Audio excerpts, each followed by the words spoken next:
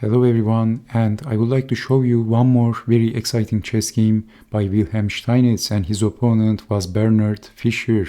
Of course, this was not the legendary Bobby Fischer.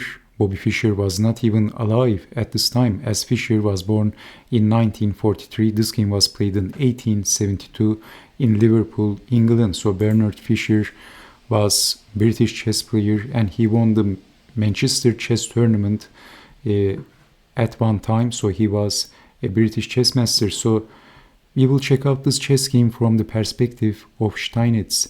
Fischer starts the game with e4 and e5, bishop's opening, bishop to c4, and then f5, and this is known as Calabrese Countergambit. It looks like the reversed king's gambit. So bishop takes on g8, rook takes, and then pawn takes d5, check with defending the pawn, and then g6, f takes on g6, threatening to capture the pawn with check. But if queen takes on h7, then rook to g7, queen to h8, bishop to f5 is very good for black. So this is why f takes on g6, and then rook takes on g6, knight to e2. Why not capturing the pawn? Then queen to g5, and black is very active in here. So rook takes, knight to e2, and then knight to c6, developing the knight, and white castled. Bishop to g4 by Steinitz, forking the queen and the knight. So what else? Queen takes on h7, attacking the rook, but rook to h6, both pieces are under attack. So queen to d3 is, maybe it looks like white is extricating himself in this pretty grim looking situation. So both defending the queen and the knight. e4, attacking the defender, a straight jab to the face. Queen to e3, and white is holding his ground, but black is much more dynamic and active. White castled, but on the other hand, his pieces falls behind in the development. Especially after queen to h4, we can see that black is so much more aggressive and wild. So Steinitz is threatening checkmate, defending with pushing the pawn, not defending with the queen, because this is dropping the knight. So you can see that white haven't developed well, even though he has managed to castle. So h3 defending, but then this is almost winning by force. Can you see how? Bishop takes knight. What else? Eliminating the defender of d4 square, and the knight safely gets close. The knight is safely getting closer to make trouble. So attacking the queen with a tempo, knight is getting closer. And then queen back, and also this is defending on c2. The white queen worked so hard in this chess game, so defending the pawn at the same time. But here comes a very strong attacking move. Knight to f3 by Steinitz, that's check. King to h1.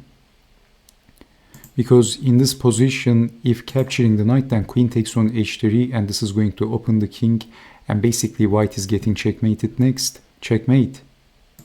So check, king moves, and then Steinitz played an incredible move.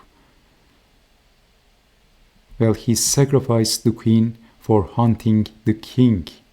Sacrificing the queen, queen sacrifices are always so exciting at chess. So only move, and then checking the king, so this is very forced, and then throwing the kitchen sink to his opponent.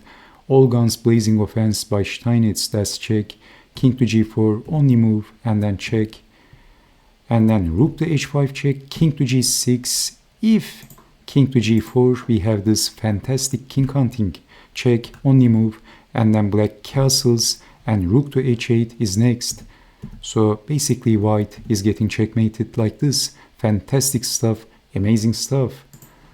So we have rook to h5, king to g6, and then rook to g5, king to h6, bishop check, flashing the king out, and then king to h7 and king to f7.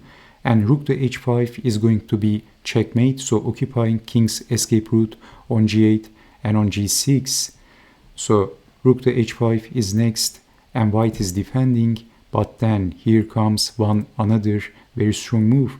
Bishop to g7 by Steinitz, and basically Fischer resigned.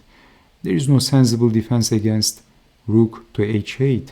So the possible continuation, there is nothing that white can do, capturing for prolonging the inevitable ending, and then rook to h8, checkmate, or should I say knock out. This defeating Fischer would not be so easy if white would be Bobby Fischer, but this was Bernard Fischer, and this was a different, much weaker Fischer. So I hope you have enjoyed watching this amazing king hunting chess game, and I hope to see you next time. Take care and bye bye.